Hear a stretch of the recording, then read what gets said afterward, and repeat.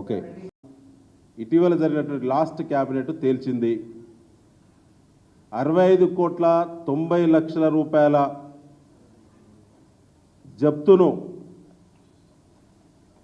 ఏజెన్సీలకు సంబంధించినటువంటి ఈఎండి జప్తు చేయాలని చెప్పి జియో నంబర్ 15 విడుదల చేసింది. మొట్టమొదటిసారి ఒక క్యాబినెట్ ఆమోదించినటువంటి జప్తు సొమ్ము ఇది. సహజంగా ఏ డిపార్ట్మెంట్కి ఆ డిపార్ట్మెంట్లో జరిగేటువంటి అనేక టెండర్ల అగ్రిమెంట్లు ఎంఓయు వయలేషన్ జరిగినప్పుడు బిడ్డర్స్ పైన టెండర్దారుల పైన ఆ డిపార్ట్మెంటు హెచ్ఓడీస్ నిర్ణయం చేయడం అనేది సహజం. కానీ వాళ్ళ ధాన్యం టెండర్ల కుంభకోణానికి సంబంధించి ఎవరైతే బిడ్డర్స్ ఉన్నారో వారిపైన డిపార్ట్మెంటే చర్య ఎందుకు చేపట్టలేదు? డిపార్ట్మెంటు చెందినటువంటి మంత్రి ఉత్తమ్ కుమార్ రెడ్డి గారు, కమిషనర్ డిఎస్ చౌహాన్ గారు, ఆయన ఐపీఎస్ అధికారి, సీనియర్ అధికారి, మీరు ఎందుకు చర్యలు చేపట్టకుండా ఆ ఫైలు కేబినెట్కి ఎందుకు వెళ్ళిందో సమాధానం చెప్పాలి. ఒక కేబినెట్ ధాన్యం టెండర్ల సమస్య పైన కేబినెట్ చర్చించి ఆ టెండర్దారులు చేసేటువంటి అనేక చట్ట వ్యతిరేక లేదా అగ్రిమెంటును ఉల్లంఘించినటువంటి కారణాలకు గాను 65,90,00,000 జప్తు చేయాలని క్యాబినెట్ తీర్మానించాల్సినటువంటి అవసరము ఏమొచ్చిందో ముఖ్యమంత్రి రేవంత్ రెడ్డి, ఉత్తమ్ కుమార్ రెడ్డిలు సమాధానం చెప్పాలి ఈ రాష్ట్ర ప్రజలకు అని చెప్పి బీఆర్ఎస్ డిమాండ్ చేస్తూ ఉన్నది. అందులో దొంగతనము, డొల్లతనము, మీ పార్టీ 100 కోట్ల రూపాయలు మీ ద్వారా మీరు వసూలు చేసి టెండర్ల ఎవరైతే అగ్రిమెంట్ ఉన్నారో వాళ్ళ ద్వారా మీరు వసూలు చేసి ఆ సొమ్మును మొత్తం కూడా మీరు పంచక తిన్నారు కాబట్టే, ఢిల్లీ అధిష్టానం దగ్గర దాకా ఇందులో వాటాలు ఉన్నాయి కాబట్టే ఢిల్లీ పెద్దల ఒత్తిడి మేరకే క్యాబినెట్కు ఆ ఫైల్ పోవాల్సి వచ్చింది. ఇది నిజము.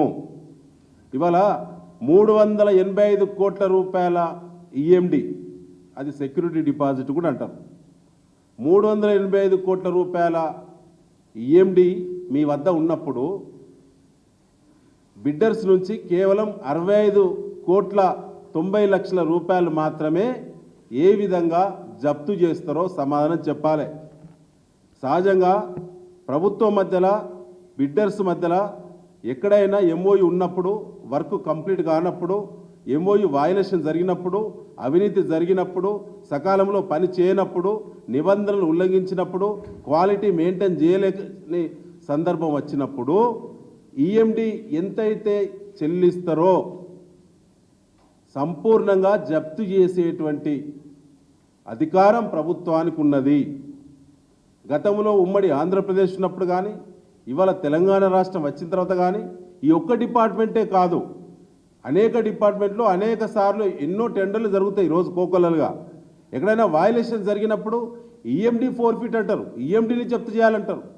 కట్టిన ఈఎండి మొత్తం జప్తు చేయకుండా 385 కోట్లు కేవలం ఇలా దాదాపుగా 66 కోట్లకే జప్తు చేయడానికి కేబినెట్ ఆమోదించాల్సిన అవసరం ఏమొచ్చిందంటే మిగతా 320 కోట్ల రూపాయలు ఈఎండి జప్తు కాకుండా ఆ బిడ్డర్స్కు లబ్ధి చేకూర్చడానికి క్యాబినెట్ మొత్తం కూడా ముఖ్యమంత్రితో సహా ఈ అవినీతిలో మీరు వాటాదారులు కాబట్టి ఆ సొమ్మును గతంలో పార్లమెంట్ ఎన్నికల ముందే టెండర్ల రూపంలో ఆ డబ్బులను, ఆ సొమ్మును కాంగ్రెస్ పార్టీ తిన్నది కాబట్టే ఇవాళ లబ్ధి చేకూరుస్తున్నారు. అదే కాకుండా టెండరు విలువ కంటే ఒక టన్నుకు 2,230 రూపాయలు అదనంగా వసూలు చేసిన వాళ్ళు, బ్యాంక్ అకౌంట్స్ ద్వారా 722 ట్రాన్సాక్షన్స్ జరిగినాయి ఈ రాష్ట్రంలో బిడ్డర్స్ ద్వారా మిల్లర్స్ మధ్యలో. అవన్నీ కూడా హైకోర్టులో పిల్లు వేసినప్పుడు ఆధారాలు పెట్టినాం. కేంద్ర రాష్ట్ర దర్యాప్తు సంస్థలకు మా రాష్ట్ర పార్టీ తరఫున పోయి బృందం పోయి ఆధారాలు ఇచ్చినాం. ఏమి దాపరికం లేదు, వారు కొత్తగా ఎంక్వైరీ చేయాల్సిన అవసరం కూడా లేదు. ప్రభుత్వం అన్ని ఆధారాలు బీఆర్ఎస్ పార్టీ సేకరించింది. ఇప్పటి వరకు కాంగ్రెస్ పార్టీ రోషం ఉన్నోడు, రేషం ఉన్నోడు ఈ రాష్ట్రంలో ఒక్కడంటే ఒక్కడు కూడా మాట్లాడటం లేదు. క్యాబినెట్ మొత్తం చర్చించాల్సినటువంటి ప్రాధాన్యత గల అంశము ఈ ధాన్యం టెండర్ల కుంభకోణం అంశం ఐటమ్ ఆ సీరియల్ నెంబర్లో చేర్చిన ఆ ప్రాధాన్యత చూస్తే మరి ఎందుకు బహిరంగంగా బయటకు వచ్చి మాట్లాడతలేరు? క్యాబినెట్ యొక్క వివరాలను బయటికి చెప్పినప్పుడు సంబంధిత మంత్రులు ఎందుకు ఆ ధాన్యం టెండర్ల కుంభకోణానికి సంబంధించి 66 కోట్ల రూపాయలే జప్తు చేయాల్సిన అవసరం వచ్చిందని చెప్పి ఎందుకు చెప్పలేకపోతున్నారు? ఇప్పటివరకు దీని మీద సంబంధిత మంత్రి ఉత్తమ్ కుమార్ రెడ్డి గారు ఒక్కసారి కూడా ప్రెస్ మీట్ పెట్టకుండా దొంగల్లా తేలుగుట్టిన దొంగల్లా ఎందుకు తప్పించుకు తిరుగుతున్నాడు? రోజు టీవీల్లో పత్రికలో అవపడేటువంటి వీళ్ళందరూ కూడా ఎందుకు ఈ ధాన్యం కుంభకోణం మీద ఎందుకు మాట్లాడతలేరు? గల్లీ నుంచి ఢిల్లీ వరకు ఉన్నటువంటి కాంగ్రెస్ పార్టీ నాయకులు రోజు ఎక్కడో ఒక దగ్గర